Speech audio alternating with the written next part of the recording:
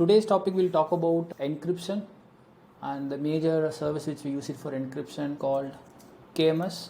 The best practice of handling the secrets, it can be a password or it can be your application token, is that you don't store it in a plain text.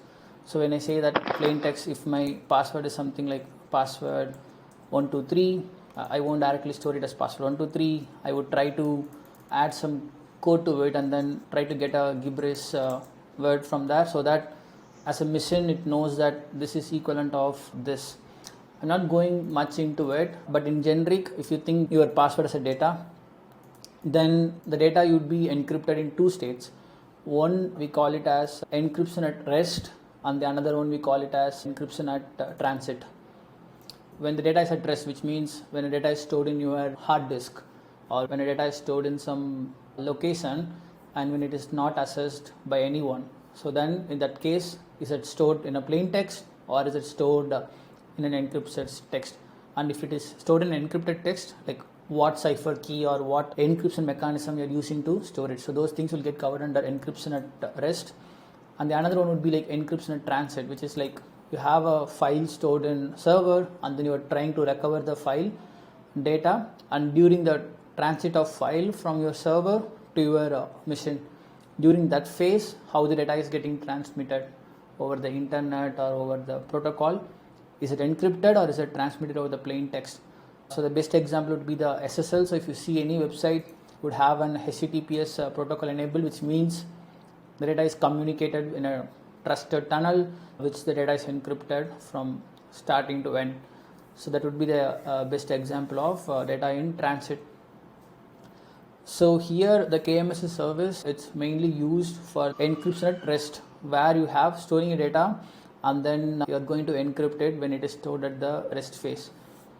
So again, AWS offers two types of solutions here. One is the AWS managed KMS and then the another one is customer managed KMS, which means the encryption key which you use to encrypt data or encrypt a file or encrypt a text, that will be provided native by the AWS as default, and you can just use it to encrypt and decrypt.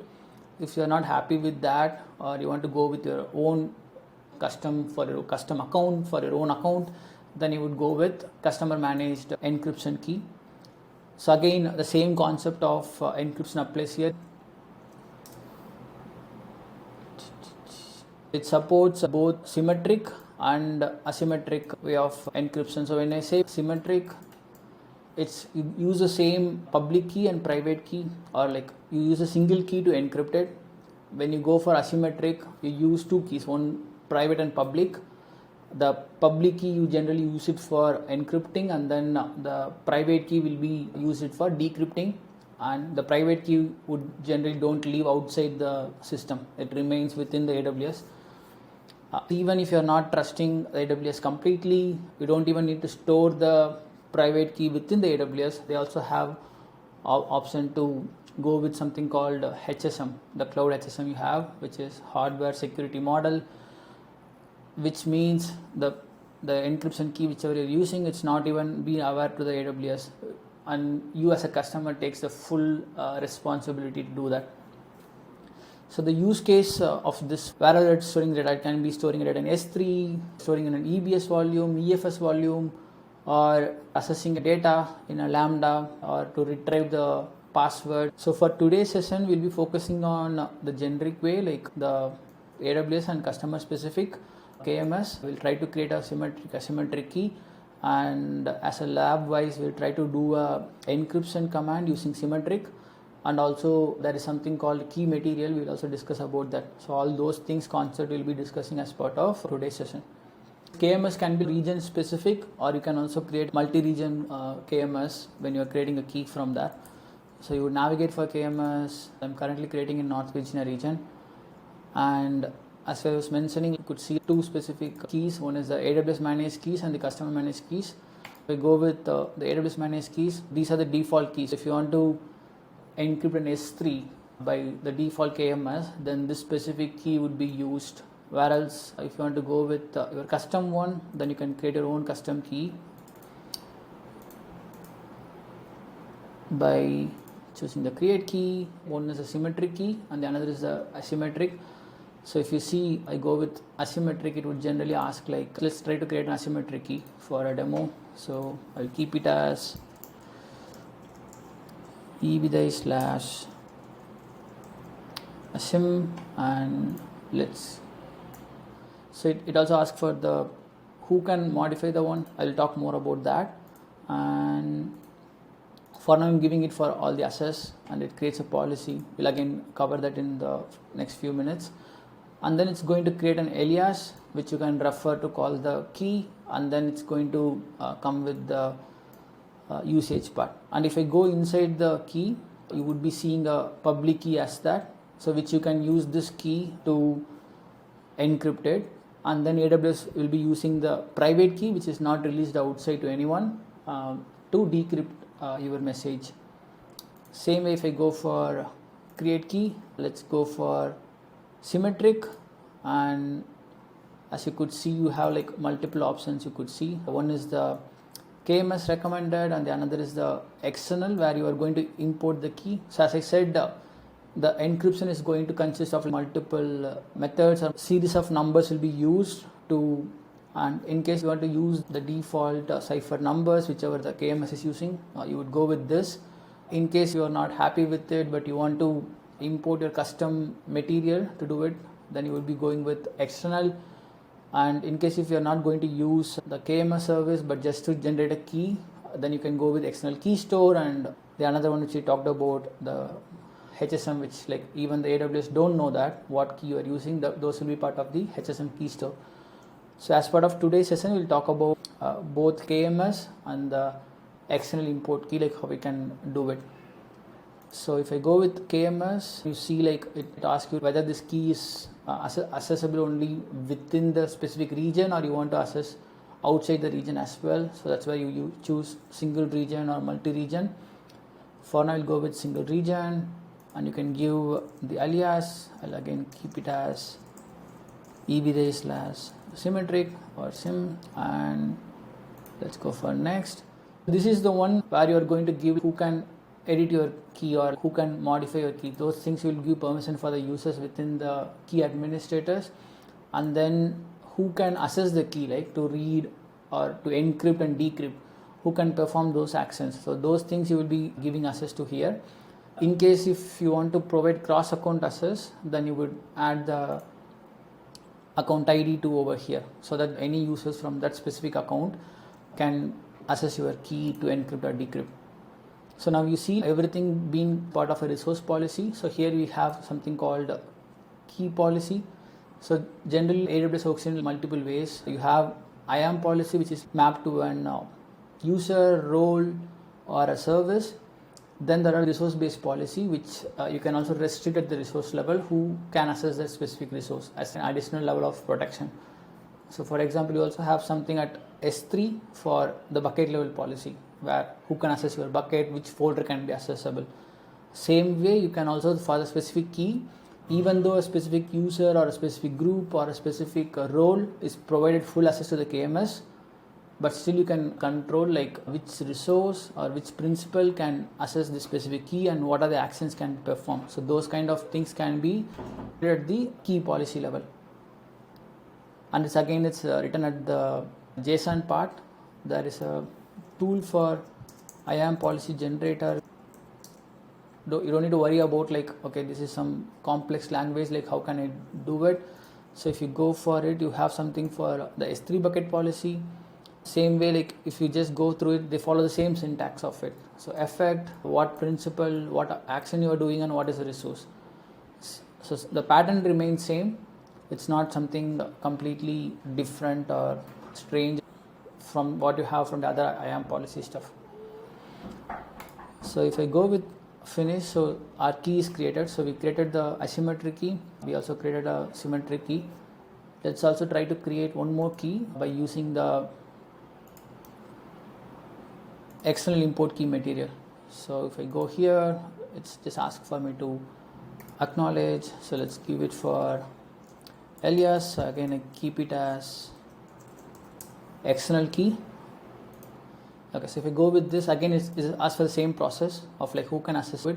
The major difference you would see here is it would give us a specific wrapping public key and import token, and we want to download the public key and then wrap it using a couple of lines syntax, and then we want to upload it here. That should be a reference guide, I can share it across, but for now let's quickly see like how it would look like. Let's see if I can do it somewhere. We'll just put it in a desktop. So this has been downloaded, right? So let me open the terminal. So what I did is like whatever the file which we downloaded, I moved it into a desktop, into a folder called KMS demo, and let's unzip it. So if I do it, so just unzipped it once. So now we got the file called wrapping public bin, and then there is one more thing called import token bin. So we would be passing those file back to the part. But before doing that, we would need to run a couple of commands. I also set the commands in part of the video description or part of the WhatsApp group. I can do that. So the first thing we want to do is we want to create the encrypted key kind of stuff. So if you see, this would create a plain text one, and it would come with the specific part. This file would be get created, and then we want to wrap it with our wrapping key. So there is another command for that. You don't need to much worry about it because we generally focus on the concept, like how it is done. So ideally what we are doing is we are generating the random number thing and we are wrapping it as a key and uploading it, so that rather than giving this load to the AWS automatically, as a customer we take the ownership of performing this stuff. So if we do that, now we could see like there is another file called en.aes.key got generated. So all we would need to do is go back here and upload the wrapped key, which would be the AES file, and for the import token we will need to upload the import token bin which we downloaded it. So if we just upload the key material, done. The KMS key is being added now, and you could see like E with the XML is being seen here. So now when you go for any service, let's say we can go for S3, and there you would get the option for like, do you want to download a file, or like enabling the encryption, it to ask for like, do you want to go with AWS specific S3 or KMS or stuff like that. So let's go for it. Let's upload a file. Let's try to add a file. Maybe I'll just add the same file, readme.txt.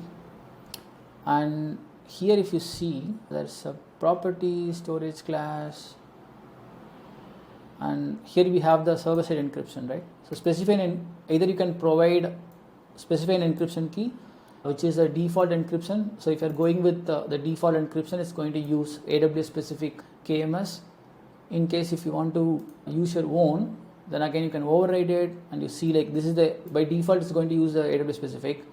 Again you can override it using like either use AWS specific or you want to use a custom specific one. So choose from your KMS key, then it's going to list what one you are going to use. So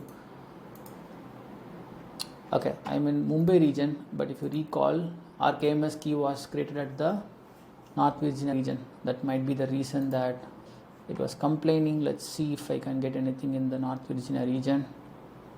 Okay, so this one is in North Virginia region. Let's try to upload.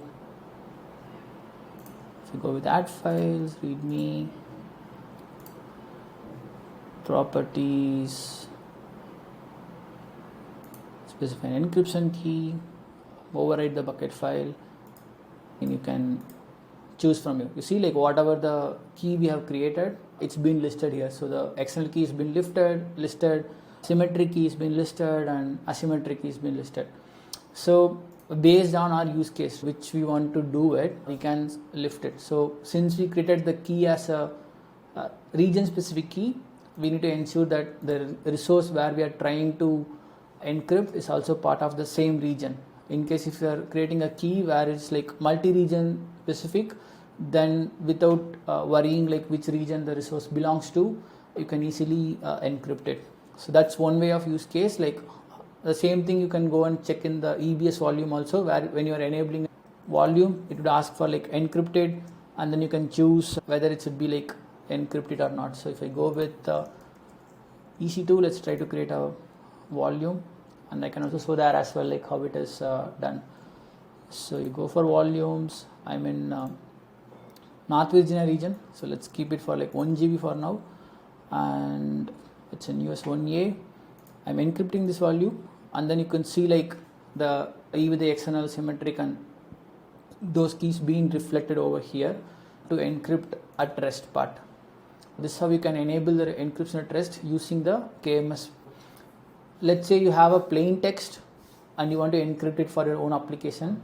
What you can do is use the AWS CLI, the KMS command, to encrypt the plain text either as a file or as a specific text, and then you can still encrypt it as a file, and then use the same KMS CLI to decrypt it. If I go with the AWS KMS CLI part, you would be getting an instruction for both encrypt. So this will be the syntax for encrypt. You would go with AWS space KMS space encrypt, and then passing the specific parameter they're expecting for. So encrypt the key ID and then the plain text.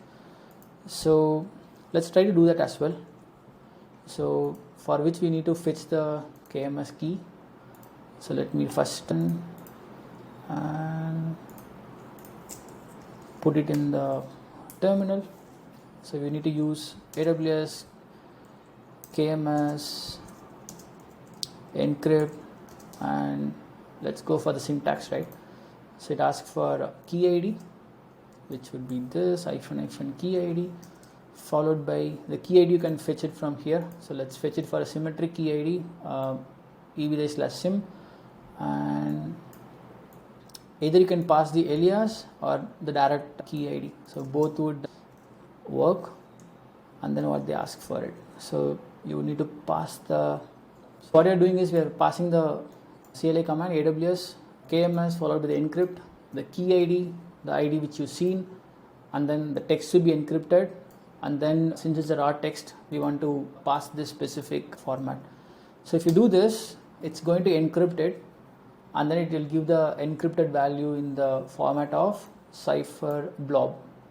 So if I copy the same thing, and let me just paste it for the decrypt command, and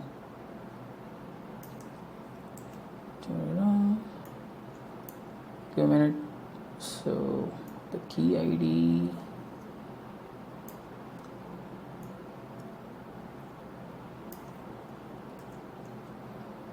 okay. So if I just use the same syntax for the decrypt, so what we are doing is we encrypted it, and I took the encrypted cipher blob message and trying to decrypt it now.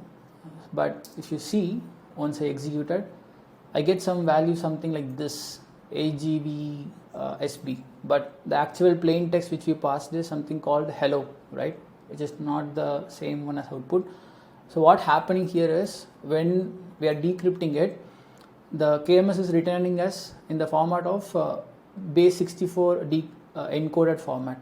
So to get the actual value, what we want to do is we want to decode it, which would be base 64 decode. So if you do this, it's going to decode your syntax, and you get the original message of hello. So you can see it in an operation, right? So we are using the CLI. Same way you can, if you are running it in the Lambda, you would be using AWS SDK. So here we are using a simple plain text hello. You can also pass the file as the input, so that the entire file will get encrypted, and then you can pass it, and then at the end you can use the same KMS key to decrypt what you have received, so that you can ensure that both encryption at rest, and also since you are encrypting and transiting it, automatically the encryption at transit also will get covered as part of the security scope.